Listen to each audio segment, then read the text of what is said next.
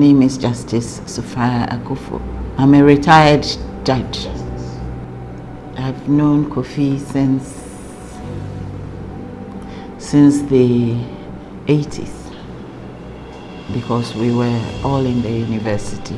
One, because I know that things that Kofi gets himself involved in are interesting. And two, if he's naming a foundation after himself, then it will be something that has to do with excellence. It's an area that I am also very interested in personally, for the simple reason that I think that if most people would be excellence focused, they will, a lot of good things will begin to happen in this country. And when it's got to do with leadership, then of course that's even more important. Because leadership, one, it's partly something you're born with, a leadership quality. It can also be acquired, and when it's both, that's when it's almost perfect. A leadership foundation is good.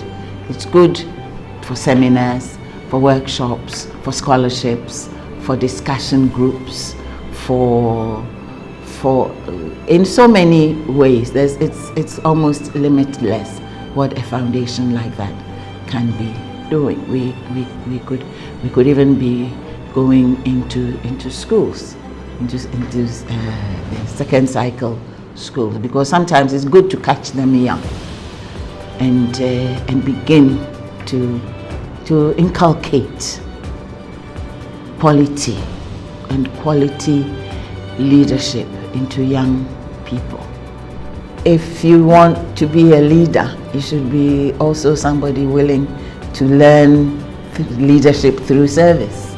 You should be on the lookout for somebody you want to emulate. And you ask yourself why you want to emulate the person, and whether your reasons for wanting to emulate that person are good reasons or are useless reasons. It could be how they look, how they talk, what they've achieved. They are rich. Okay, fine. How did they get rich? You need to interrogate that, however young you are, because there's rich and there's rich, and then there's bad rich. There are a couple of quotations which I think have guided me since secondary school. There's one which is by Robert Browning, and it's from a poem, Andrea del Sarto, and it says, but a man's reach should exceed his grasp, or what's a heaven for. In other words, aim very, very, very high, and you're reaching for it, and you know you cannot touch it, but hey, you can still be reaching for it. Then who knows, if you, instead of trying to reach the roof, if you're reaching for the stars, certainly you might reach the tops of the trees. You will get beyond the ceiling.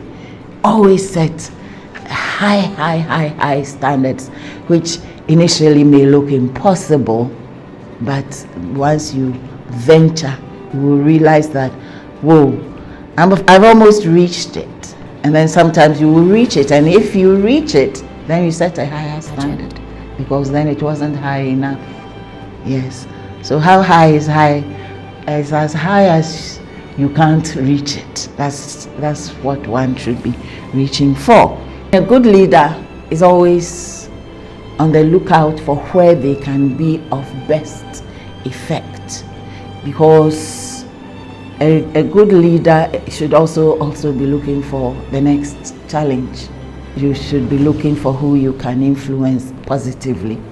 The leadership has to do with your character, taking initiative, going where others haven't been before, or if they've been before, going beyond where they got to. And when I'm speaking about that, just because you are starting to do something which somebody started and didn't finish, doesn't mean demolish what somebody did.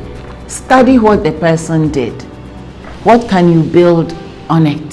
So you look at the foundation. If it's sound enough, you build on it. Because after you, somebody can also come and build on what you have started, And then there's persistence, because there'll be always, hey, when you're young, then in Ghana, that expression, hey, then there's going to be discouraging words. Hey, in our house we don't do that. Okay, we don't do that because of what? Because it's difficult, because we consider ourselves too poor, because of what? You take advice, you advise yourself, and then you also have to persist. A leader knows the way, goes the way, and shows the way. You don't play it all into your bosom. Otherwise, what did you do? So as you're moving, you're showing the way. You're telling the next generation how it's done, how you did it. You're not prescribing that it is always 1 + 1 + 1 + 1, but that, yes, you start from the beginning and you go on and you build on and you build on, so that they don't think that you just got up and became, that Kofi got up and he became Kofi Amoabeng. Always sets clear objectives and then defines the process and keeps monitoring the process. Is this the best way of doing what we're about to do? And if you do that, you're building continuous improvement into what you're doing. And so a leader usually should not be too busy with management details. You empower your next level, who are supposed to also empower their next level. And everybody then is very creatively busy where they are, improving what they are doing and sending it upwards. Because sometimes it's the cleaner who will come up with some brilliant process idea, tiny, that can also make a difference to what a big company is doing. So that's my advice for the young people, depending on how young they are. So if I'm taking them being young and in the classroom, they should, apart from focusing on what the teacher is teaching, they themselves have to begin to look at how they themselves are processing what the teacher is giving to them.